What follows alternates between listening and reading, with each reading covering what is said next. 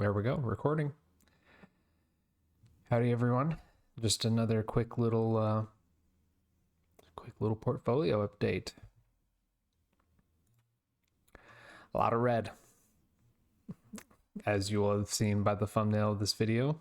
For anyone that watches this, yeah. Overall, this month has been painful. So I guess not much to say really about the portfolio itself. I'm down.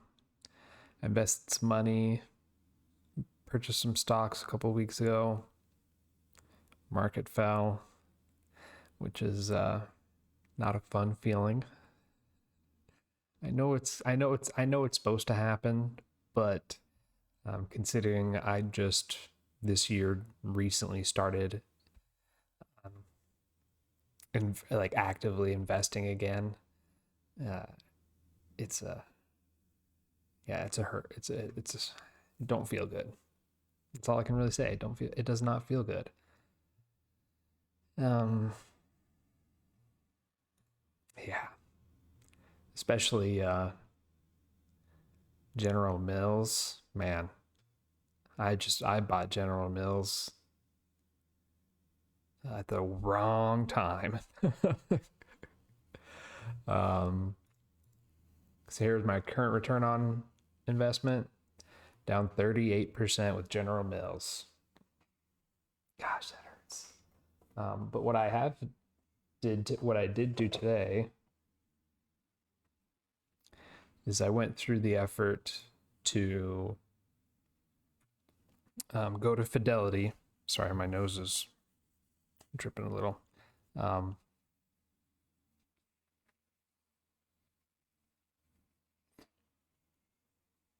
went to Fidelity and then went through the process so that I can trade options on my individual brokerage account. So because I have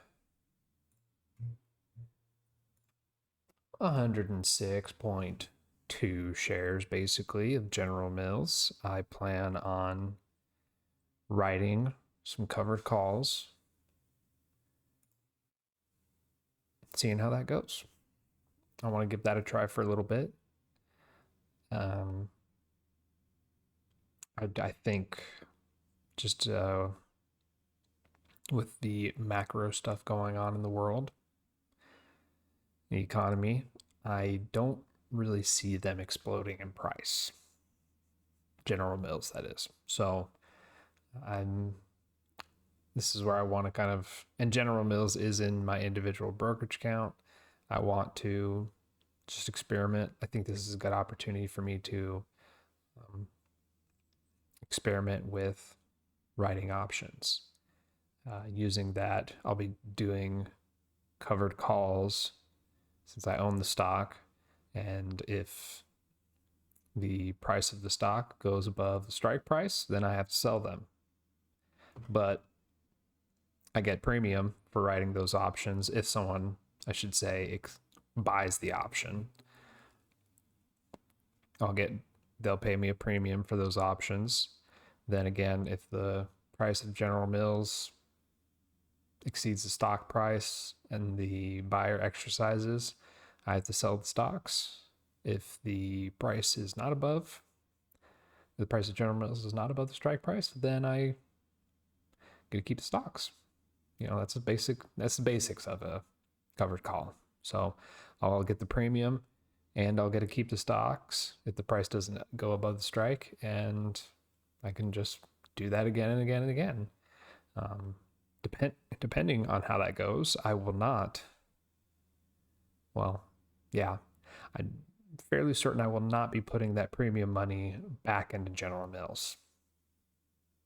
No, I will most likely put that in my FDLXX money market fund to continue help building up my dry powder, which is right now, going back to the market, with the markets having the volatility that they are. I'm just really focusing on building up that dry powder. Just this week, I contributed 500 to my individual brokerage. I contributed 300 to my Roth IRA. I did not purchase any stocks this week. I'm, for the time being, just going to let that money, well, like I said, I'm going to put that money towards FDLXX. Then if I see an opportunity where it makes sense to buy, then I'll make my buys and the money will come out right out of FDLXX. Again, I know no one can time the market. So I will never claim I'm going to be able to do that. I just, based on what I'm seeing, I think this market's going to have some more volatility. We're going to see some more reds for a period. It could be like literally basically the same time last year, 2025 at this time, March and April, stocks were going down in general. I know mine dipped a few thousand, but then starting May, going up for the most part. I think May through October for my portfolio, green months, my overall account, they were up. I think just November, December, they were down a little bit, but still ended the year good and above where we started. So it seems like so far 2026 could be the same thing. And in that case, I think it's better for me in my situation, because again, this is not official financial advice. Take everything I say with a grain of salt. I think now is just a good time to build up that cash reserve, wait for the moment to strike where I think, hey, this is a good price, good level to start investing that money into stocks. I don't really like the feeling of making my stock purchases and then stocks are going down. Now, again, I could make more purchases then and lower my cost basis bit by bit. But then I also think, well, if this market is going to continue experiencing this red and this drop in prices, again, maybe it's just better to wait. Like let's say, for example, in a week from now, stocks were mostly red. I will be much more happy and I will have a better investing mindset that I did not invest versus if I did invest and then we had another red week. Hopefully that makes sense. Let me see. Let me check my notes real quick. I think I went over everything I wanted to talk about. I talked about options, building up my dry powder. I did make my contributions, but didn't buy anything. So far this month, dividend wise, I guess I'll say this, yeah. So far this month, dividend wise, not really a whole lot in regards to dividend payments so far, but I do expect SCHD to pay within the week, maybe closer to the end of the month. And then I haven't checked about like VOO and VGT, but I know they kind of pay around this time in March/April. So I will expect to get some more dividend payments closer to the end of the month. So that'll bump what I've currently been paid at $92.38. That should bump it up to, let's see, SCHD should at least be like 370, I think.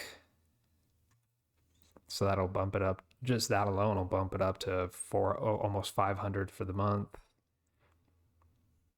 Assuming VOO and VGT pay, That's like another $100 at least. 40, yeah, probably even more than that. So we're looking at close to like a $600 dividend paying month. But I will update that at the end of the month when all the dividends that came in, and show how much I got paid and what my year to date is, what my trailing 12 months is. So, yeah,